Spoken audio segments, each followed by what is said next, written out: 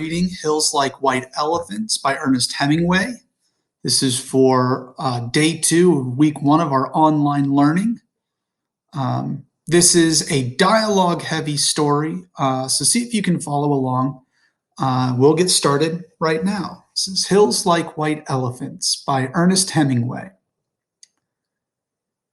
The hills across the Ebro were long and white. On this side, there was no shade and no trees, and the station was between two lines of rails in the sun. Close against the side of the station, there was the warm shadow of the building, and a curtain, made of strings of bamboo beads, hung across the open door into the bar to keep out flies.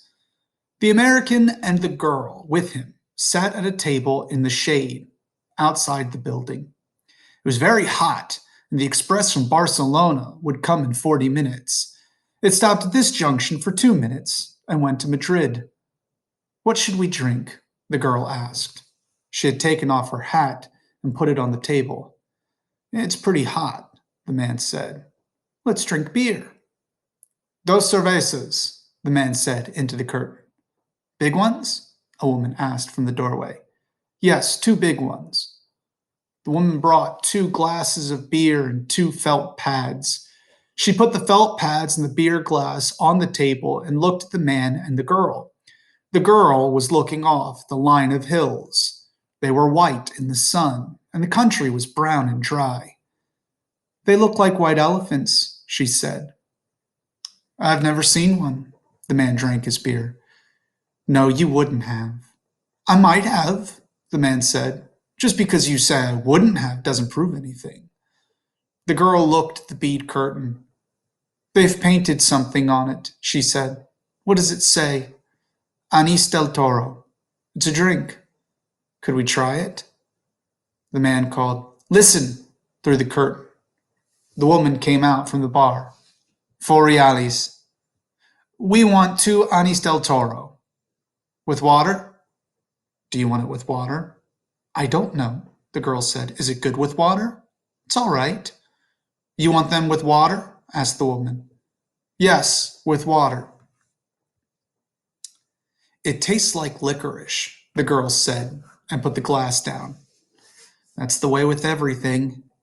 "Yes," said the girl.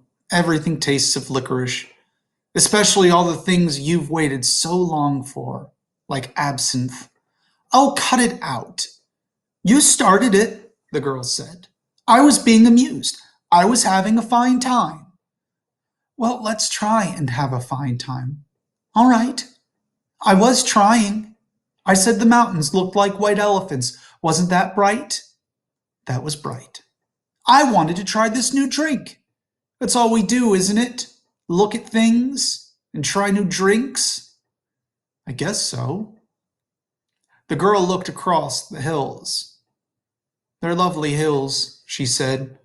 "They don't really look like white elephants. I just meant the coloring of their skin through the trees." "Should we have another drink?" "All right." The warm wind blew the bead curtain against the table. "The beer is nice and cool," the man said. "It's lovely," the girl said.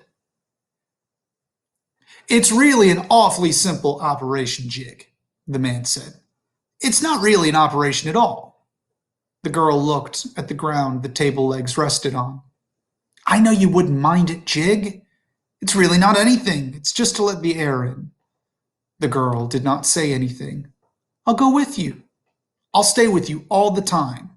They just let the air in, and then it's all perfectly natural." "Then what will we do afterwards?" "We'll be fine afterwards, just like we were before." "What makes you think so?" "That's the only thing that bothers us. It's the only thing that's made us unhappy." The girl looked at the bead curtain, put her hand out, and took hold of 2 of the strings of beads. "And you think then we'll be all right and be happy?" "I know we will. You don't have to be afraid. I've known lots of people that have done it." "So have I," said the girl, and afterwards they were all so happy. "Well," the man said, "if you don't want to, you don't have to. I wouldn't have you do it if you didn't want to, but I know it's perfectly simple." And you really want to? I think it's the best thing to do.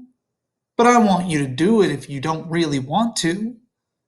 And if I do it, you'll be happy and things will be like they were and you'll love me. I love you now. You know I love you. I know. But if I do it, then it will be nice again if I say things are like white elephants and you'll like it. I'll love it. I love it now, but I just can't think about it. You know how I get when I worry. If I do it, you won't ever worry. I won't worry about that because it's perfectly simple. Then I'll do it because I don't care about me. What do you mean? I don't care about me. Well, I care about you. Oh, yes, but I don't care about me, and I'll do it, and then everything will be fine. I don't want you to do it if you feel that way. The girl stood up and walked to the end of the station. Across on the other side were fields of grain and trees along the banks of the Ebro. Far away, beyond the river, were mountains. The shadow of a cloud moved across the field of grain, and she saw the river through the trees.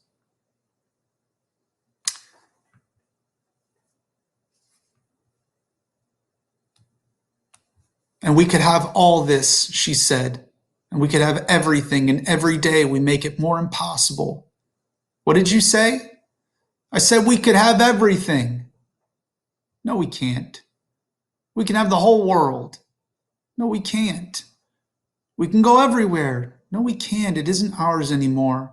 It's ours. No, it isn't. Once they take it away, you never get it back. But they haven't taken it away. We'll wait and see. Come on back in the shade, he said. You mustn't feel that way. I don't feel any way, the girl said. I just know things. I don't want you to do anything that you don't want to do, nor that isn't good for me, she said. I know. Could we have another beer?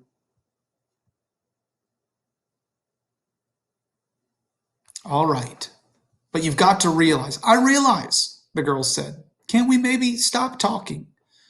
They sat down at the table, and the girl looked across the hills and the dry side of the valley, and the man looked at her and at the table.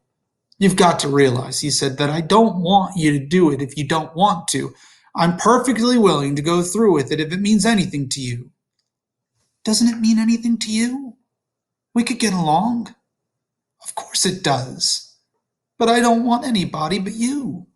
I don't want anyone else. And I know it's perfectly simple. Yes, you know it's perfectly simple. It's all right for you to say that, but I do know it. Would you do something for me now? I'd do anything for you.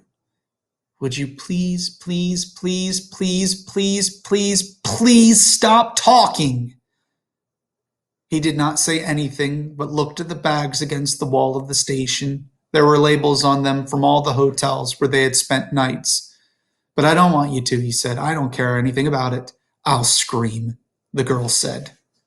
The woman came out through the curtain with 2 glasses of beer and put them down on the damp felt pads.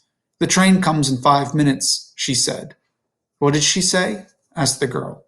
That the train is coming in 5 minutes. The girl smiled brightly at the woman to thank her. I'd better take the bags over to the other side of the station, the man said.